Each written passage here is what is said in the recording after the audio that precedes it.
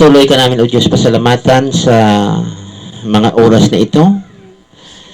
Narito kami, O Diyos, upang gawin ang iyong kalooban. Salamat sa iyong pangako na saan ang dalawa o tatlo magkakatipon sa iyong pangalan, narito ka kasama namin. Samahan mo kami, O Diyos, ng iyong banal na Espiritu Santo at patuloy mo pagpalain ang iyong mga salita na amin, O Diyos, na pagbulay-bulayan. At ang iba namin mga kasamahan, hindi namin, O Diyos, kasama kung saan man sila ngayon. Tulungan mong bawat isa, Panginoon.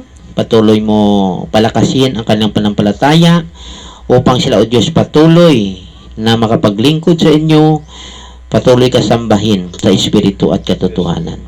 Ingatan mong bawat isa, Panginoon, kung saan man ngayon. Purihin ka. Salamat po sa pangalan ni Jesus. Amen. Praise God, no? Sa ating scripture reading, mga kapatid, dito tayo magakuha sa ating pag-aralan. No? Sa Gis, sa 23, Hebreo hanggang sa 24. No, ito ang pahayag sa salita ng ating Panginoon, mga kapatid. Purihin natin ang Panginoong Diyos. Sabi dito, magpakatatag tayo sa ating pag-asa at huwag mag-alinlangan sapagkat tapat ang nangako sa atin. Ano raw? Magpakatatag tayo saan? Sa ating pag-asa, mga kapatid. Sapagkat tapat ang nangako sa atin. No? Hindi tao ang nangako sa atin, kundi Diyos, mga kapatid. Yan. Ngayon, magpakatatag tayo sa ating pag-asa sapagkat ang sabi, tapat ang nangako sa atin. Sino yung nangako? Ang Diyos, mga kapatid. Yan.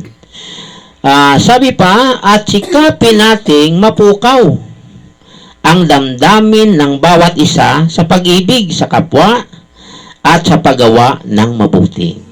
Yan, mga kapatid, no? Una, pag-ibig sa Diyos. Pangalawa na lang ang sa kapwa, mga kapatid. Yan. Yan ang sabi dito sa banal na kasulatan. Mayroon tayong pag-asa. Pag-asa sa ano ito, mga kapatid? Pag-asa ito sa buhay na walang hanggan. Oh. Basahin natin sa Tito 1:2. At bigyan ng pag-asa sa buhay na walang hanggan.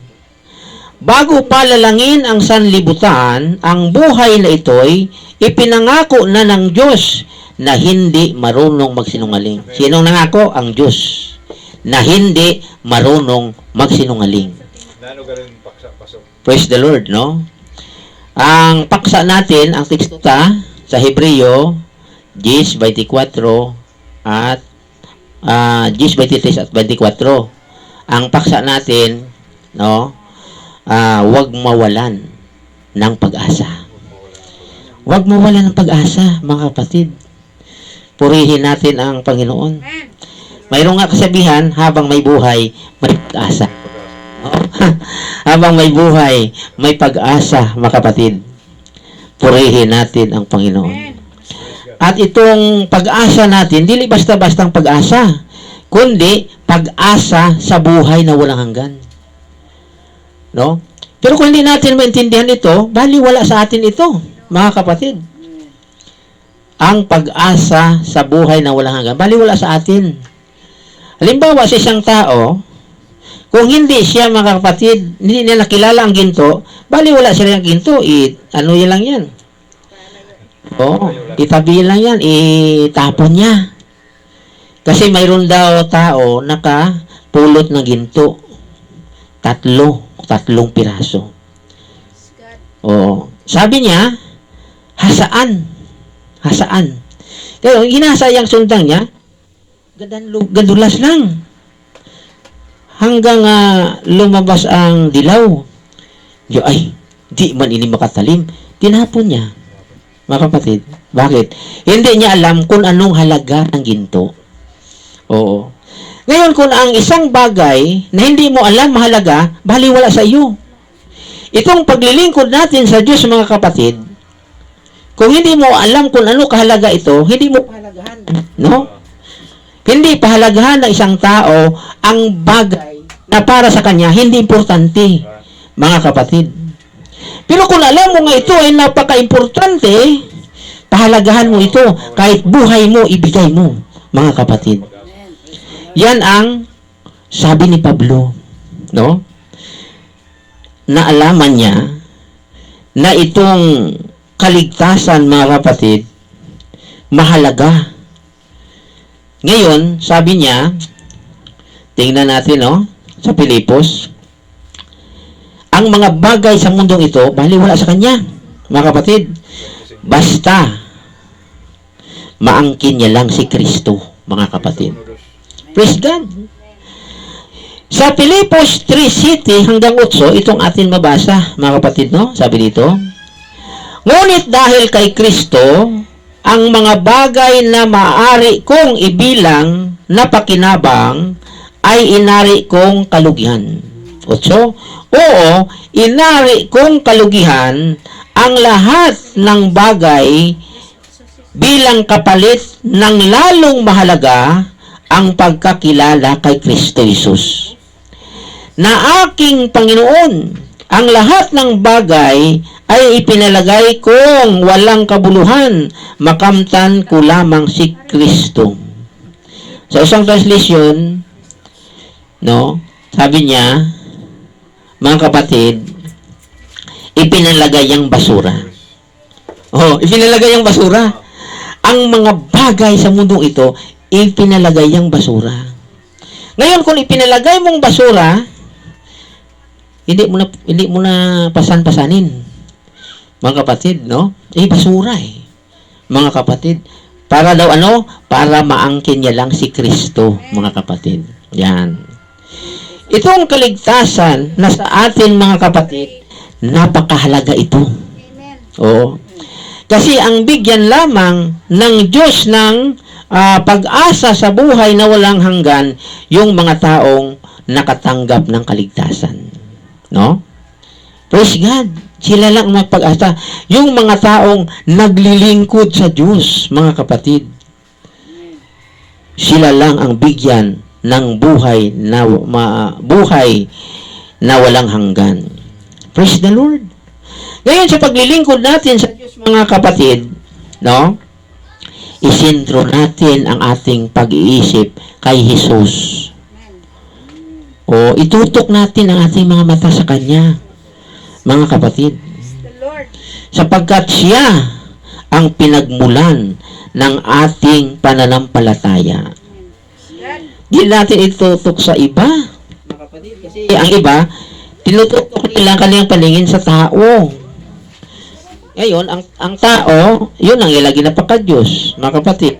Natabunan na si Kristo, no? Sa Hebreo 12:2, itong mabasa natin, mga kapatid. Hebreo 12:2, ituon natin ang ating paningin kay Jesus, na siyang pinagmulan ng ating pananampalataya, at siya ring nagpapakasakdal nito. Dahil sa kagalakang naghihintay sa Kanya, hindi niya ikinahiya ang mamatay sa krus, at siya ngayoy nakaluklok sa kanan ng trono ng Diyos. Yan. Anong sabi? Ituon natin ang ating paningin kay Jesus. Doon pala natin ituon ang ating paningin kay Jesus, sapagkat siya ang pinagmulan ng ating pag-asa, mga kapatid. Praise God. Glory be to God. Kaya kahit presidente pa, di ka maluwas ng presidente. Mga kapatid, ang makaluwas lang sa atin, ang ating Panginoong Hesus Kristo, sapagkat siya ang ating tagapagligtas, mga kapatid. Savior. Ang meaning ng Savior, Jesus, mga kapatid. Gani ang Ama, Savior, ang Anak, Savior. tagapagligtas. Purihin natin ang Panginoon. Praise the Lord. Glory be to God. No? Napakahalaga ang ating paglilingkod sa Diyos, mga kapatid. Pahalagahan natin ito, mga kapatid. Praise God. Sapagkat mayroong pangako. Anong pangako? Buhay na walang hanggan. Kahit tayo ay dukha lang sa sanlibutan ito, makaangkin ka ng buhay na walang hanggan. Kasi ang buhay na walang hanggan, hindi ito mabili ng milyon. Kung mabili ng milyon ang buhay na walang hanggan, kawawa tayo. Bakit? Wala tayong milyon eh. Hindi tayo makabili ng buhay na walang hanggan. Oo. Kung ang buhay na walang hanggan, mabili. Kaso hindi mabili. Mga kapatid, hindi ito mabili ng milyon, hindi ito mabili ng bilyon, hindi ito mabili ng trilyon. Mga kapatid, ang buhay na walang hanggan at walang baligya ng buhay na walang hanggan. Ay kung may baligya lang ng buhay na walang hanggan, kahit bilyon, bilhin yan kasi maraming bilyonaryo. Glory be to God. Kaso, mabili, no? Ano yung buhay na walang hanggan, mga kapatid? Regalo ng Diyos sa atin. Regalo na, sapagkat tayo ay naglilingkod kay Kristo. Sabi dito, mayroon siyang pangako. Anong pangako? Buhay na walang hanggan. Siyang magbigay sa atin ng buhay na walang hanggan, ang ating Panginoong Hesus Kristo. Tingnan natin, mga kapatid, sa Juan, sa unang Juan, sa 2:25. No? Itong atin babasa sa banal na kasulatan.